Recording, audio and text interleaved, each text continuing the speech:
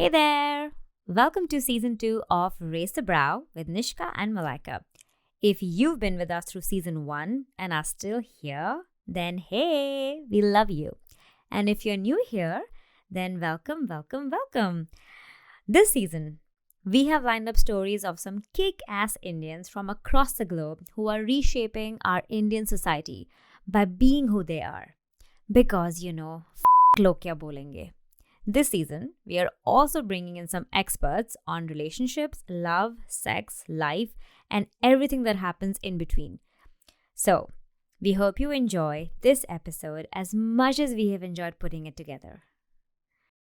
Hey Chethan, thank you for coming on to our podcast. Thank you for having me on.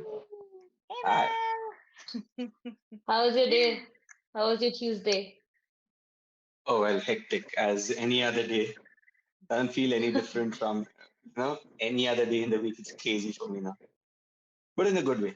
I love it. Oh, I love what I do. So that's always good then. uh, always. Yeah. Well, as you both know, my day began with the coffee all over my laptop. So I'm hoping the day just gets better from It, here. it's working now, so we keep our fingers crossed on this. It'll Oh no, last with the podcast. I put it aside. Now I'm using something else. Okay. Yeah. Yeah. Yeah, we quickly Googled what happens when this happens, and we were like, shut it off, put it away. And I was like, oh my God. So, Yeah, pretty hoping. much. Uh, so Chetan, have you been on a podcast before, or are we your No, never first? actually. Yes, Yay! We Oh, love first it. time yay! being on the. I usually shy away from the camera for some reason. I've always tried to stay away like that. But yeah, this one That I is couldn't ignore. very interesting, given your career choices. Yeah. Yeah. Something that I've tried to stay away from. I somehow don't enjoy the limelight on me. I don't mind working in the background. So I've always been like that. I think I've always been like growing up as well.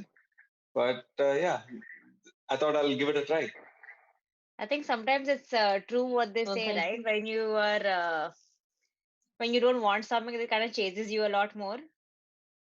Yeah, Yeah. yeah, I Yeah. think it does. I think it does. Yeah. So, Chetan, today we are here to talk about your career in cricket and your transition into doing something even more wonderful today. So, first question first. How many years have you been in the sport? When did you start? Well, to be honest, we start very early in India. As in, everyone knows that we start picking up the game, as in especially cricket, that we start when we were what 8, 9. But I think I started taking it seriously as a sport probably when I was about 13, 14, and that's when I really got into the game. Till then, I was floating around. I played basketball, I played football, I played hockey. I was into athletics. Athletics actually gave me a base to play all these sports. I think that was the most crucial element because I was an athlete first. It helped me, play so many sports, and I could stay fit through so many sports just because of that. But yeah, I think it was 14 that I started where I said, okay, at that point of time, it wasn't a career option. It was more, you did it more seriously than the other sports. Like you devoted more time to just cricket, like you spend more time practicing. I enjoyed the game. I think that was it. Also, I come from a family that does play sport. My sister played basketball, my dad played basketball. But back then, I was way too short to play basketball. So my dad said, you go find yourself another sport. So thankfully, it was cricket that I picked. Actually, I think cricket picked me like every other Oh. cricketer in India. We played so much that you get hooked onto it, and you play it always. Like you're at school playing it, you're at home. When you come home in the evening, you're playing it. On the weekends, you're playing it with friends. So at some point of time, we were always playing cricket. Growing up, at least back then, we had the place to Mm. play back then, not anymore. But yeah, I think it was around 14 that I started saying, okay, maybe this can be something that I devote more time to. And from there, yeah, I think for the next 15, 16 years, there's no looking back. Damn. Did it help your move into thinking of cricket more professionally because your family was also very supportive of you being in a sport as a profession, as opposed to maybe your friends who were also into cricket, but their families may not have been as into sports as a profession? I think it definitely makes a difference because I was lucky that my mom's a lecturer, so she took care of the academics for us.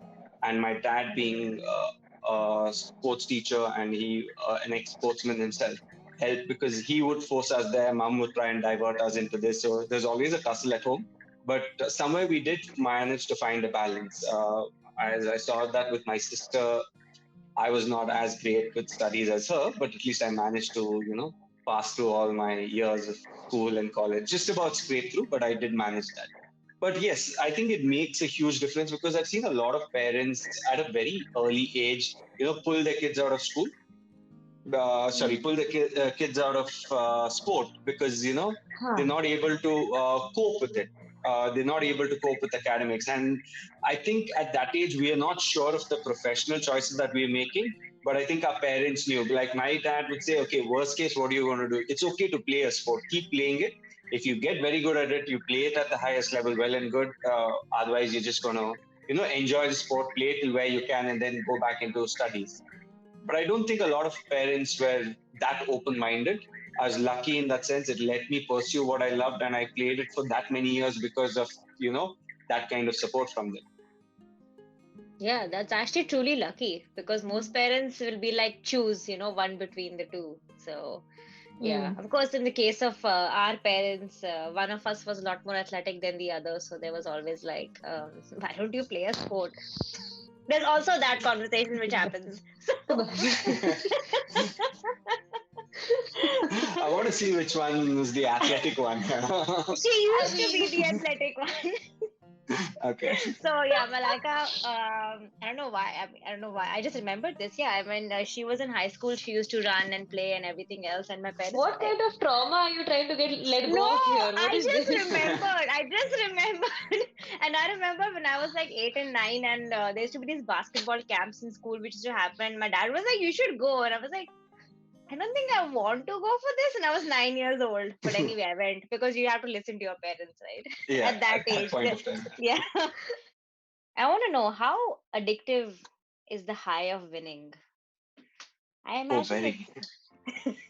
What Very. does it I feel think like? that's so honestly, I think that's what kept me hooked on because at some point of time, the sport does get difficult. It does get to you. As in, everyone sees the glamorous side of it, but I think physically and mentally, the sport gets to you. And I didn't have a very long career. I've seen boys who start at 14, 13 and go on till they're 35, 40 also. So I definitely didn't have that long a career, but yet I still play it. It's another thing that I still love the game and I still play it professionally at times, but not as much. But yeah, I think it's very difficult, in terms of how you handle it, and it just gets to you a little bit. But somewhere, I think the backing of our parents helped, and we were able to get through it. Yeah, yeah, I loved it. I loved winning. I think that was, as I said, that was the drug that kept me going for so many years. I would love to play. I'd love to win. Everyone does that. I think that Yeah, happens even in the small things in life, isn't it? yeah, Uh, yeah. you know, it doesn't have to be sport, but sport has another high. I think that's completely different. So yes, but it teaches you so many things. It's not just winning; it's how you handle that winning that matters. I think Mm. the best sportsmen in the world are not just people who win, but who are also able to handle how they win it and gracefully. I think that was what sport taught me, and I'm ever grateful for that. Yeah, I can't imagine that is easy either. Like, winning gracefully. It's like in the It does moment. get it does get to you. I've been there. I've done stupid things. I've Yeah. jumped in front of the opponents. I've had issues with other teams. All of that. That was, I think, part of the sport and part of growing up. But I think somewhere looking back at it now, I was like, yeah, I think there's a little stupid there. But then now I've outgrown that phase. But I think everyone does it. It wasn't just me. When I sit back and think about it, I think it was just me who was that probably aggressive. But I think everyone went through that. I think as a character, I was aggressive on the field. So obviously, winning made that much more of a difference to me. So I was passionate about the game, but I was passionate about winning. So I think, Hmm. yeah, yeah. So, Jaden, you shifted gears late in your 20s, around the age of 27, 28. What was the mental journey of knowing this one focus and one goal since you were a 14-year-old of, playing sport comparatively and professionally to then founding a fitness company? So for me, I think it was a natural transition because I came from sports and, fitness was always part of it. I loved fitness, as in there was a lot of times that as sportsmen we love the game, but we don't like to put the hours behind it, the hard work, the fitness, because it takes a lot of you. For example, in cricket, you love batting, bowling, you love the thought of winning, but the hours of preparation there is not easy. As in mentally, it does drain you out. So a lot of times we've seen that even I've done it where we find shortcuts, we try not to work that hard, but over time we just accepted it. So I think that helped me in setting up what I did set up later. But the transition mentally was not easy because for me, your dream when you start off, or you start off at a very young age with a small career, is when you think you want to play for India, and you don't want to ever give up on that dream. As in, I think there are 35, 40 year olds in the country now who still have that dream. They want to play that. So at 27, 28, I actually felt, am I giving up too early? Should I pursue it more? Should I give myself more time? But then somewhere you have to make a decision. It's not just the heart that speaks. You're also having to think of the finances, the way how you're going to support yourself. Growing up, there's so many things that come into play. Also, the fact that okay, probably you're not as good as you wanted to be. There has to be that self acceptance where everyone wants to play India, but how many people end up? 15 people in the Indian team. So there are billions who play the sport and who want to play for India. It's easy to sit outside and comment on it, but to play the sport is a completely different ball game at the highest level. So I think somewhere I was also able to accept the fact, okay, I was good, but maybe not to make it to the highest level. So I said, okay, maybe I have to look at what else will help me grow, not just as, not just financially, but individually, personally. And, for me, it was an easy transition in that way, but coming from wanting to do everything to play for the country to having to move away and think of a business setup or to think of what comes next was very difficult. So but it helps. Again, I had friends who were quite supporting in that really helped because they were able to understand that you've struggled for all these years, you're not making it to the highest level, we've seen the lows. So probably push yourself to do something else that you enjoy. I was glad that I could find something else that I could enjoy. That I enjoyed fitness. By then I would want to read about fitness, not for anyone else but for myself. So I'd want to be better, fitter, because as age caught up with me, I realized I need to work that much harder to be fitter. As a 19-year-old, I didn't need to work that hard. As a 28-year-old, you suddenly have to work that much hard to be fitter and to compete with the 19-year-olds. So I think I started learning there, and that's when I decided, okay, why not make this into something, something else? Why not make not exactly a career out of it, but something into something like something for you to look up to and something for you to nourish and grow from here on. Mm. I was just going to ask you while you were talking, did it help that you had a circle of friends and maybe family who saw your journey and they were able to guide you and talk to you through it? Because that's so critical and it's so important and it's something we don't talk about enough. No, it's definitely important. They were not sure, to be very honest. Even they were on the fence where they said, do you want to push a little harder? Do you want to try another year? Like my dad definitely felt that. He said, you have more. I think it's the inherent parent in him that says, don't give up. You can go a little more. Give it another couple of years, and maybe you'll be able to break in. If you don't, well and good, but at least you will not have the regret that you gave up too early. But I think mom was the most sensible one when she said, you know what, you've been trying so hard, you worked so hard, I've seen you go down on this. So it's okay. You can move into something else. This is something that you love. So, that helps. But I think my friends were also my circle. I think that's what made a difference because we had a group of professionals. Like I already knew fitness professionals, I knew coaches, I knew physiotherapists, I knew a lot of people who I could talk to regarding this. So it so often happens that you don't know who to talk about. You have an idea, you have something in your mind, you want it to grow, but you don't know who to talk to. There's no professional there. But I was lucky that I had those professionals because they were part of my circle for all these years playing the sport. So it just automatically became easier for me to approach them, talk to them, see what I can do. What are the courses to do? That was, I think, one of the first questions that I have asked everyone. Everyone, okay, you want to get into fitness, but you need, what qualifications do you do? What is recognized world over? What will help me grow as a coach? All of those things was easy to communicate with my circle because they all came from the same background. Mm. Also, I think what helped was I traveled to England to play cricket there for 3 years. I would be there for 6 months, come back here to India for 6 months. So when I went the first time, I realized the main matches were on Saturday, Sunday, and one during the week. So I had a lot of free time, and I wasn't on a student visa or anything, so I couldn't work there. So I had a lot of free time, so I started hitting the gym close by. And they had these beautiful fitness centers, like it's sprawling like 50, 60 acres maybe. And they're beautiful. They have everything from every sport, be it cricket, football, hockey. They had indoor swimming pools, all the indoor facilities, and a massive gym. So that's when I started going to the gym more regularly because also I had the free time. So I'd spend 2, 3 hours of my day, not just in the gym, but also in that facility. So I wanted to see how things work. I wanted to see how, it just made me happy to be around there. Like I'd go in the morning and come back only by lunchtime because I had nothing else to do. So that's when I thought, okay, there's so much time that I have on hand, and this is something that I love. So why not look at the choices? So actually, my first course was in England. I did my first course, fitness course in England. So it so happened the exam was held there, so it became easier. So this is how you see how things fall into place. So we say that very often. I think I was lucky in that way that definitely fell into place. I could go there and do this, and then obviously from there on, it became more of okay, what next, what next, what next.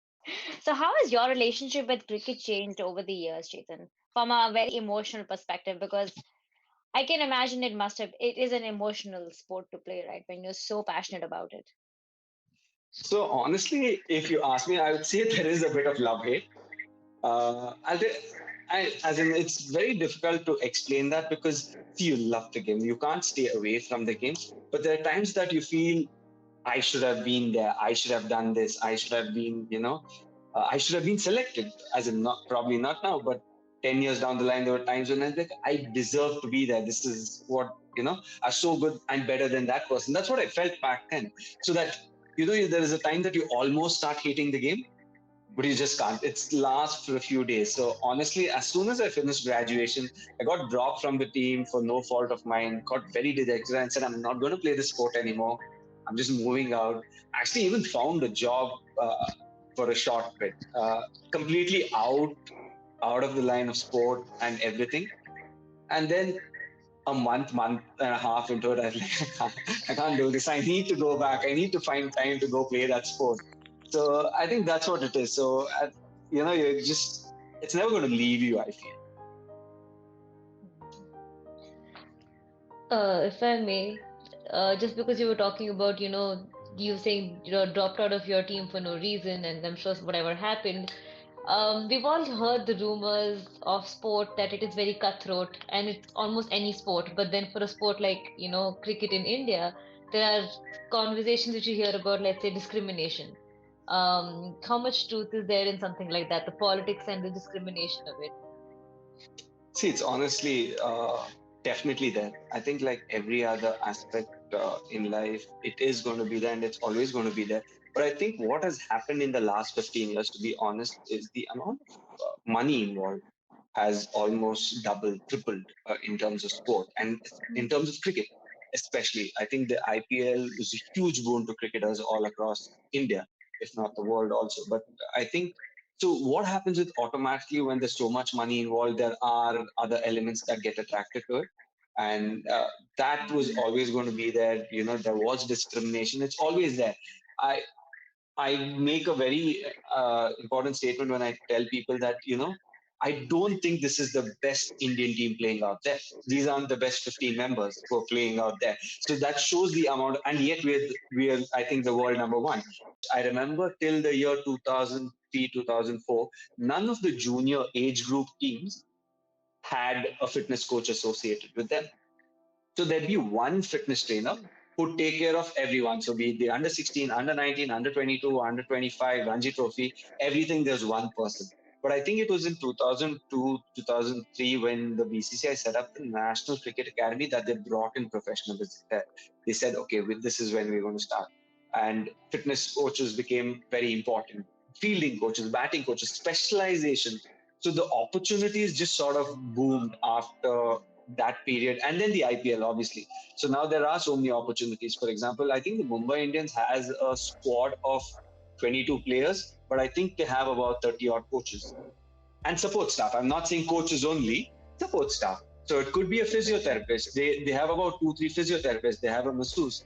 They have fielding coaches, batting coaches, team coaches. They have different aspects to each of them. So I think, yeah, it gives a lot of people opportunities. And unfortunately, there isn't a search that we can do online. But you still have to get into the system. You cannot just walk in and say, I want to do the course, other than the ICC one. And that's where I think it gets difficult. So they expect ex players, people who've been in the system, to come forward more than new people coming into the system. Okay, so let's jump past this and speak about your company now, the one that you have founded. And earlier when Nishka and I were discussing, she mentioned that you guys removed weighing scales, and Nishka and I had like a long conversation, but we were like, "What?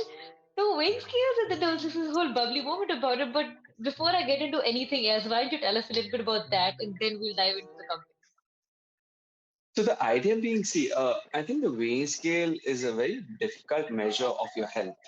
uh, I don't think it's right because each one's body mass is built differently, your weight is different, each one built differently. So I think it's all about health. We are not a studio that focuses on, say getting quick results. We do not want quick results. We ask you to abstain from that because that is very specific. So I think the only people who require that are actors, models who need it for a role, for a shoot.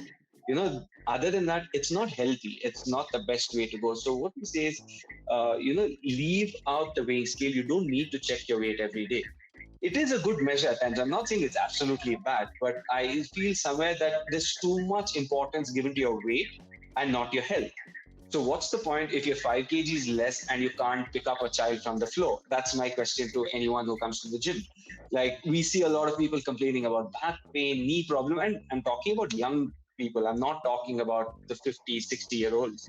I'm talking about young people nowadays who, because of the way our lifestyles are, our food habits, and the lack of exercise, we've just developed, we've gone into this place where we are not able to move around, we are not able to even sit down properly.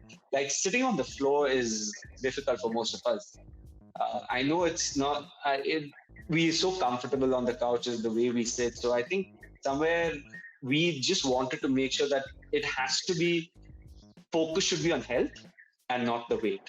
So that's why we removed the weighing scale. We said just focus on the health of the individual. Let's make sure that they're pain free, that they're able to move around, that they're able to do their daily activities without any restriction. I think that's the first thing that we need to do. Just think of this. How often do we lift our hands up as you grow older? That's the movement that we never do because most of it is in this range. And you realize a lot of people get shoulder issues, cold shoulders, and all of that. It's just that you have these measures. Your body's meant to move a certain way, and you just don't use it. So what happens automatically? It starts. It's like any other thing. Like think of a metal that rusts. If you keep it to one side, it's just going to rust, and that's what's happening to our bodies. We're not using them properly. Yeah, I think she's. Yeah. I think she's going to check her weight. Yeah. Oh, like, wait a minute. Throw away the weighing scale. I don't On need it that now. note. Did you chuck your weighing scale away I or don't something know. like that? Did you dramatically go and like? Yeah. I was like, be right back. I have something to do. I can't believe I was so influential that you just went away straight away and said, I'm throwing this out of the window. that was like you need some Done with this inspiring nonsense. music now. I'm so sorry about that. I don't know what happened. A very popular concept nowadays, and for a few years now, is doing the 10,000 steps a day. It's in a matter of battling a sedentary life, considering we're all working and we're sitting all day long. And, people, if you're sitting at your table, then if you chalk in your 10,000 steps, then, you're not doing too bad. Is there truth in that, or it's just a hoax that's in marketing? Is it a way to sell fitness bands because fitness bands count your steps? What is it? No, I think, see, honestly, I don't think it should be the ultimate or the only goal.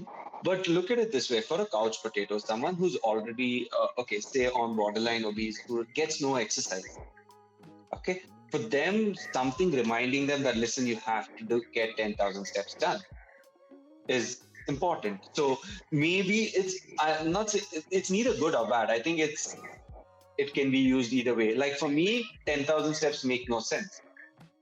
Yeah, no, but for a professional sportsman, what would 10,000 steps be? Or even a child, a younger adult who's in 16, 17, who plays a sport, not necessary. But as you grow older, maybe also for people who've never had any athleticism or who've never gotten, any fitness. So for them, a reminder saying, listen, please get off your butts, get off your couches and start doing something is fine. There's absolutely nothing wrong with it. But is it 10,000 steps enough? I don't think so. If I think that's where it becomes difficult, where people think that, okay, I've done 10,000, that's it for the day. I'm done. And and yet I'm not losing weight. Just 10,000 steps is not going to make the cut. Sorry, But you're going to no, say no, something. I was just agreeing and saying that it has to. I'm assuming the what you need to read it as is bare minimum that you should do in a Yes, day is at least that, if nothing else. correct, Fair exactly. enough. So I Um, think, sorry, no, I think no, no, please go it's ahead. very difficult for each person to say, okay, you have to do 10,000 steps. There are different ways of doing it. Now, for example, if you're lifting weights, you're not going to cover anything close to those steps. But how much has your muscle worked more than, your 10,000 steps? Is it more effective than 10,000 steps? Yes, I believe so. But is running or walking 10,000 steps bad? No, absolutely not. It's definitely good for you. So you should do it. If you're not getting any activity, then that's the bare minimum. So, like, if we get someone who's overweight or obese, we first tell them, please start walking and running. That's the first thing you do. We don't say you go lift the heaviest weight in the gym, because there's no point of that. He needs to first learn to understand his own body and move, and figure out how his own movement patterns, what we call as primal movement patterns, walking, running, these are primal patterns that we have to use, but barely being used these days, because we are so caught up in being on the computer, being in front of the TV, being in front of our mobiles, that we don't get enough movement. But yes, the apps or the watches or any of the tech that helps us do it, for someone who absolutely has no exercise otherwise, is absolutely fine. I think there's nothing wrong. What exercise is good for me may not work for you. Like, there's so many, we alter each exercise depending on the assessment that we do. But to most people nowadays, it is what is available online. They say, okay, he's doing that, so I'm going to do that and I'm going to get that same body. No, it's not going to happen. It's definitely not going to happen. But we are so but that is all the information that we get. There's so many influencers out there, and I shouldn't be saying this, but I think 80% of the influencers aren't even trained to give this fitness advice. They look good. There's no doubt about it. They look fit. They probably worked hard for it. You will not take away anything from them. They probably worked hard for it. They probably dieted, whatever it is. They've done that. But are you a professional to give this advice? No, you're not. But just because you have the followers, you feel that, okay, I am qualified to do it. No, you're not. It's like, okay, would you go to someone who has 1 million followers for medical advice? You wouldn't. You'd go to a doctor the same way. So I think it is just, but it's so easy that we get, overawed by what we see. We're like, oh, that's so easy. But it's not always that easy. I think there's always going to be that element of, it has to suit your body. Listen to your body a little more. Like, I keep telling people, there's what kind of a diet should I do? The first thing I tell them is eat at home. Simplest thing. cook at home. Okay, you'll cook with the best of ingredients. You're never going to reuse those ingredients. So first thing is cook at home, and second thing is, see, obviously there are portions. I can't say that eat whatever you want. There are, obviously, you have to be a little careful where you eat right. I'm not saying diet. That's a very wrong phrase. We say eat right. Eat your nutrients, be it carbs, be it right, whatever it is that makes you happy. Also, no point of eating something that you just hate all your life and then wishing that, damn, I wish I'd enjoyed a little more. So eat what is right. But my thing is, give it a little bit of exercise the following day. It's okay. We all have our bad days where we want to eat an ice cream or we want to have a beer, whatever it is. But make time to work out. So that's okay. We do enough shit as it is. So one extra bit of shit is not going to make any Yeah. difference. It's just that we just need to listen to ourselves. And, an important thing is stopping when you're full. I think most of the trouble we have is we overeat. We always think, let me just finish it. It's there. That's the first thing. And next thing is, it's so nice. I want to eat more, but your body is actually already told you that it's full, but you never listen to it because while we're eating, we're always watching TV, we're on the mobile or something else. So we are always distracted. So it's a simple thing. Like you don't need to be a rocket scientist. I think your grandmother would tell you that. Switch off the TV while you eat. We keep reading these articles and we get these updates which are constantly saying that so many even diseases which especially the Indian subcontinent suffers from, so something like cardiac and type 2 diabetes, which are purely lifestyle, can actually be avoided with just a better lifestyle. And Absolutely. India in fact is reaching alarming rates of where type 2 diabetes is becoming prevalent in the younger and younger and younger generation. You don't need to wait for your 40s and 50s Yes, anymore. exactly. So, everything plays in as to what you just said. It's about being healthier and not about looking a certain way.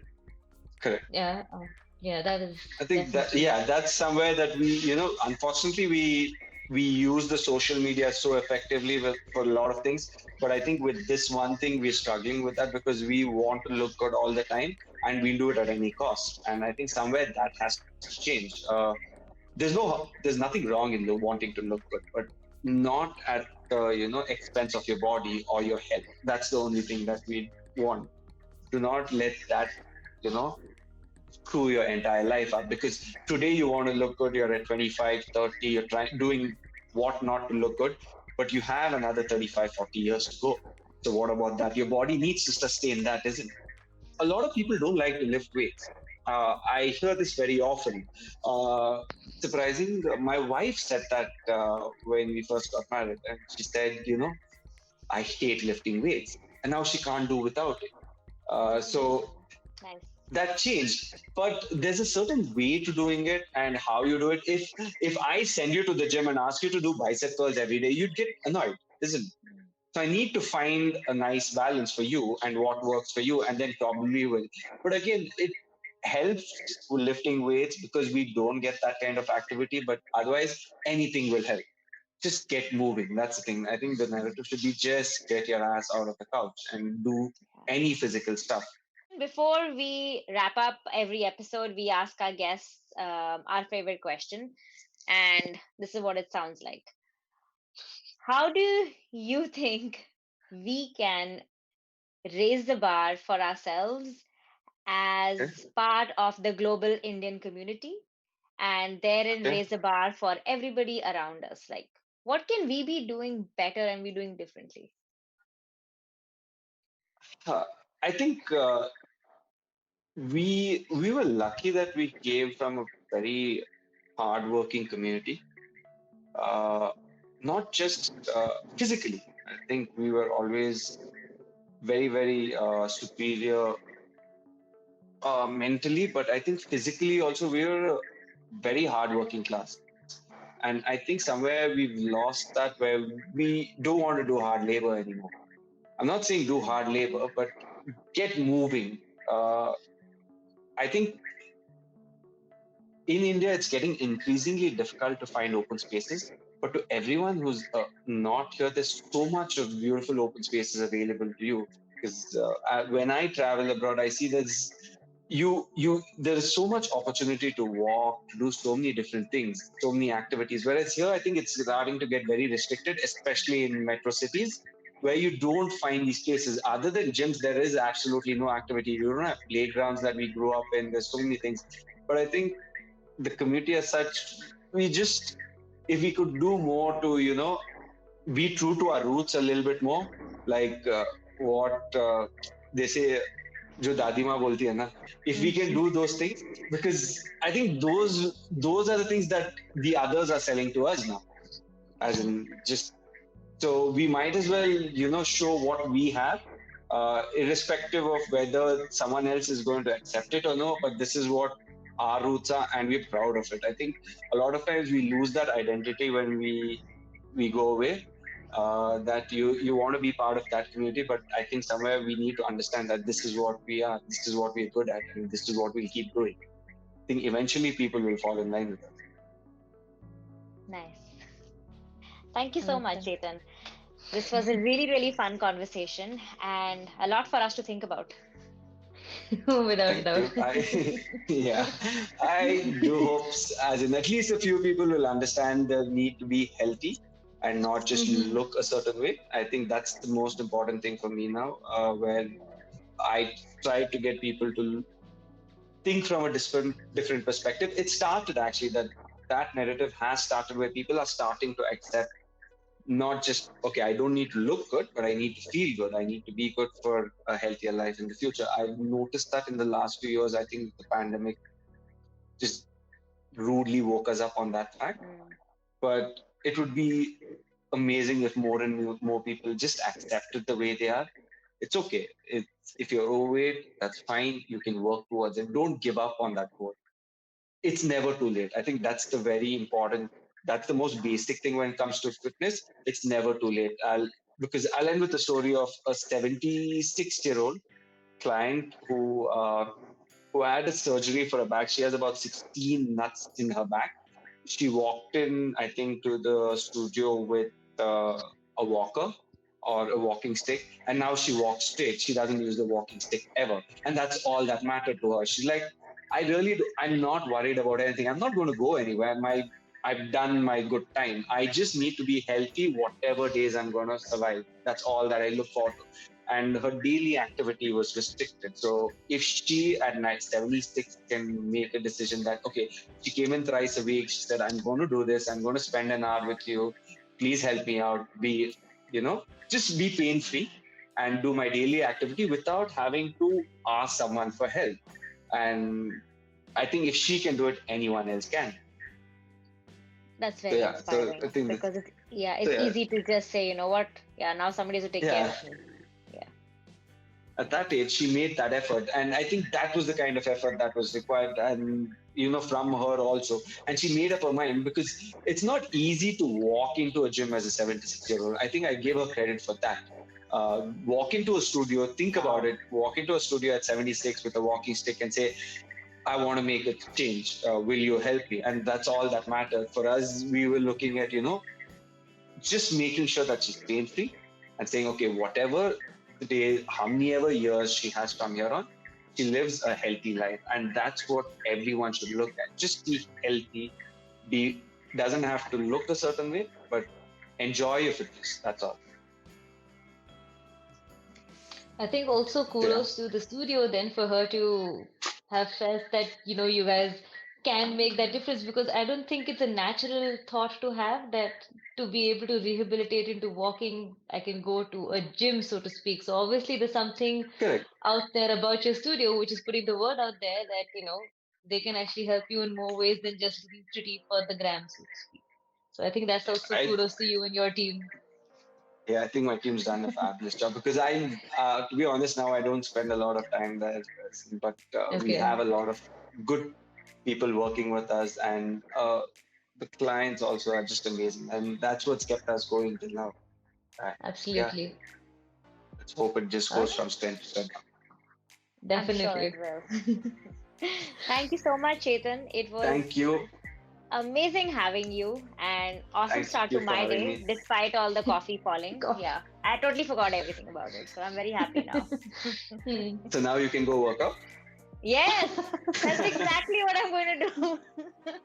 So,